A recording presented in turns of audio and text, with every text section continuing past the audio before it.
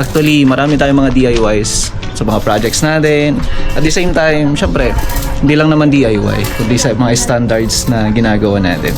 Pagkatapos natin ma-primeran, magte-texture tayo. Tingnan niyo yung pintura niya o texture niya. Orange peel ang tawag dyan. So, kapit na kapit to kung i-compare ko sa ibang texture. Kung sa water-based lang, malayong mas maganda to. Kung napapansin nyo, yung line array namin, napakamahal kasi nung bracket niya. Kung bibili pa ako noon, ang isang piraso niya nasa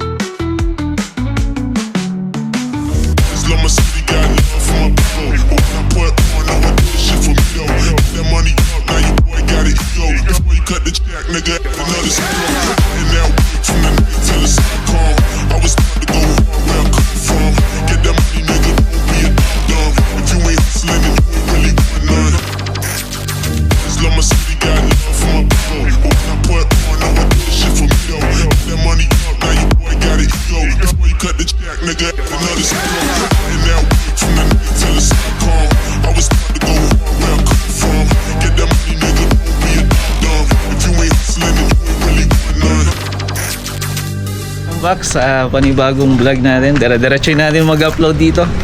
So, may mga DIY kasi ako na gusto ko i-share sa inyo para at least magka-idea tayo. I-upload ko sana to sa The Allen Builders, pero kapag tanto ko, sound system pala to. Actually, marami tayong mga DIYs sa mga projects natin. At the same time, syempre, hindi lang naman DIY, kundi sa mga standards na ginagawa natin. So, sa ngayon, medyo maganda naman yung panahon, hindi naman siya umuulan. So, pwede tayong mag-texture ngayon. Eventually, yung mga araw na nakapag-prepare tayo, napanood nyo naman sa last vlog natin, meron tayo doon parte kung saan nag-primer tayo at makikita nyo naman dyan sa screen. So, using epoxy primer, ito. Napakagasta yung pintura na ginamit natin dito. Kaya sabi ko, 60,000 build ng ating DIY line array. So, pintura pa lang, napakabigat na ho sa bulsa. Epoxy primer, black. I-share ko sa inyo yung mga pintura na ginamit ko dito at kung ano yung textured na ginagamit ko. So, textured, maraming klase yan. Meron tayo water-based, Versatex, marami. Pero ito yung pinakamahal na textured. Meron din naman mga parte o kaya mga materials na talaga mahal din yung presyo. Pero bakit ko nga ba mahal? Bakit ko nga ba nasabing mahal ang ganitong materyales? So, ang gamit namin dito sa pagte-textured, ayan, share ko yan sa inyo. Konting bitin muna natin. At sa mga hindi pa ako nakasubscribe dito sa YouTube channel natin, like, share, and subscribe. At soon, i-share din natin sa page natin to para mapanood din ng karamihan. Okay? So, kung napapansin ninyo, ito, lamat lang yan ng baso kanina. Pagkatapos natin ma-primeran, magte-texture tayo. Tingnan niyo yung pintura niya o texture niya. Orange peel ang tawag dyan. So, merong malalaki, merong maliliit. So, may pino naman, na sobrang pino naman. So, yung texture na yan, alam yan ng karamihan kung gaano siya kaganda, kung maganda yung pintura, na kahit kuskusin mo yan, ay the best po yan, no? So, kanina, pinakita ko sa inyo kung paano tayo mag-textured. So, pasensya na, wala tayong PPE. Hindi naman siya malakas yung hangin, sakto naman yung buga, at hindi rin naman pupunta sa hangin yung gas niya. So, wala naman siyang gas. Kasi nga, ang gamit ko dito ay yan, share ko na sa inyo mamaya. Orange peel na textured. So, kapit na kapit to kung i-compare ko sa ibang texture. Kung sa water-based lang, malayong mas maganda to. No? So, malayong mas maganda, although medyo mo pricey, pero maganda. So, lahat yan na texture din natin. Yan. So, sa ngayon, gusto ko na rin i-share yung sa may last vlog natin. Ito yung sub na ginagamit ko for indoor. So, gagawa pa ako ng isa nito. Para kahit na, alam niyo, kahit mag-isa lang yan, gagamitin mo sa event. Kung indoor lang naman, solved na to. So, naka-active to, no? Ayan, no? Yung kanyang module. So, yung module natin, mahina lang yan. Pero dinadala ko lang sa processor. Kapag ka naka-digital ako, wala nang processor yun. Built-in processor. So, nakalabas din to mga to. Ito yung mga pininturahan ko lang dati. Yung WS turbo ko na 4. So yung laman ng dalawa 1,200 watts, yung dalawan 1,800 watts. So hindi sila parehas. So ito, sold na sold to yung sub niya. Kung napanood niyo yung mga sub ko, yung mga videos ko nung mga nakaraan, ito nilabas ko na rin to kasi sobra yung natimpla na aming textured. Ito te-textured ko sana pero nakita ko pangit, kaya papag-grind ko yan ulit, tapos primeran natin, tapos textured natin ng ganon kaganda, orange peel, para at least lahat pare-parehas yan. Kumbaga kung indoor at saka outdoor, presentable gamitin at magandang gamitin. So napapansin nyo yung line array namin, napakamahal kasi nung bracket nya.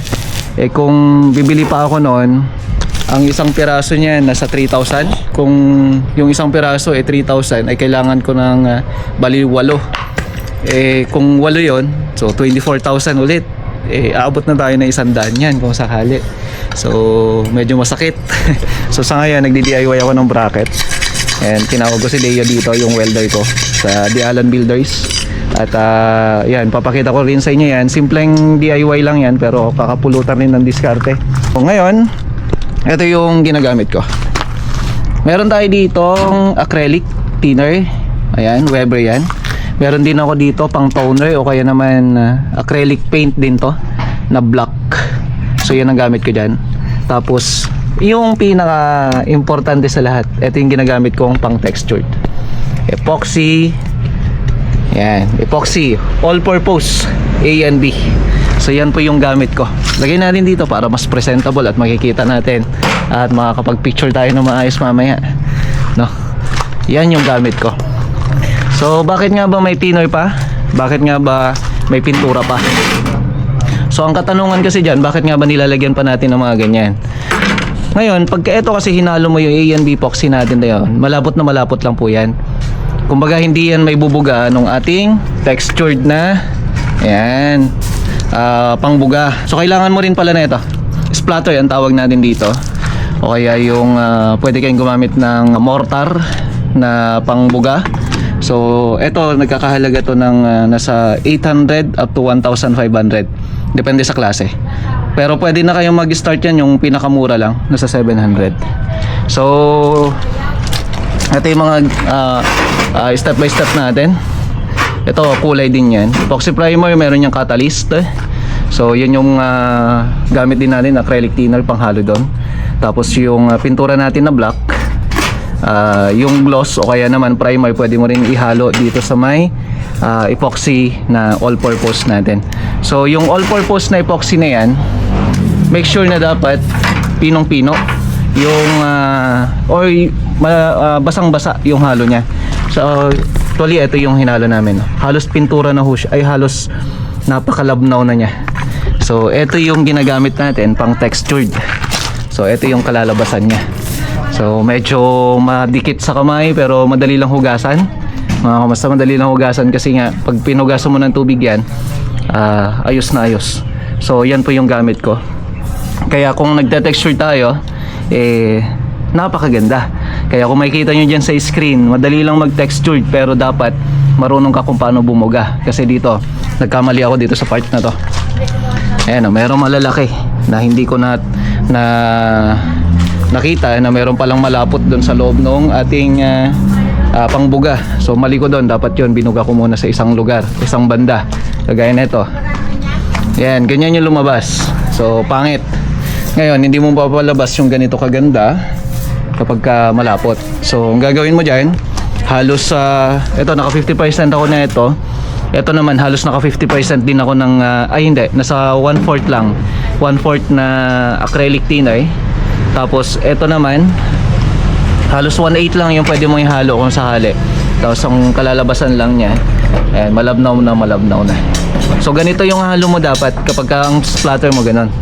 So depende ho yan kung paano kayo bumuga. So napaka-importante niyan kasi nga kapag malapot, mahirap niyang ilabas. Mahirap ilabas yan at yun yung pinaka mahirap sa pagte-textured. So madali lang to, madali lang gawin. Kayang-kaya din ninyo. So tara, tapusin muna natin yung tinetexturedan natin at papakita natin yung magiging outcome ng line array na clone na to Gawang The Allen Builders. Gawang The Allen Pro Audio.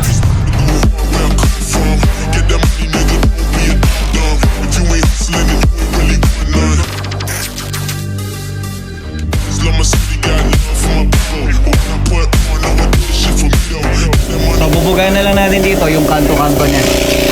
Kumbaga ito na yung pinaka last coat natin. Kasi kailangan syempre yung kanto bumibilog yan para hindi pangit tingnan. Kasi pagka hindi nakabilog yan, ibig sabihin hindi maayos.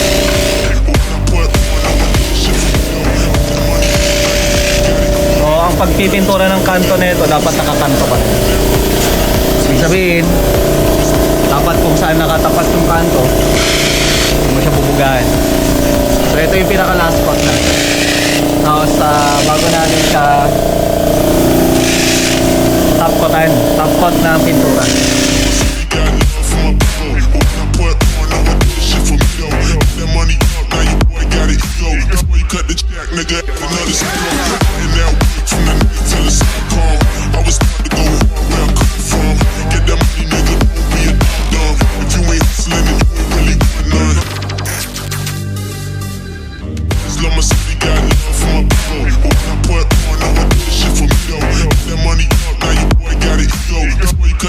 Nigga, another song. And now from the night till it's calm. I was about to go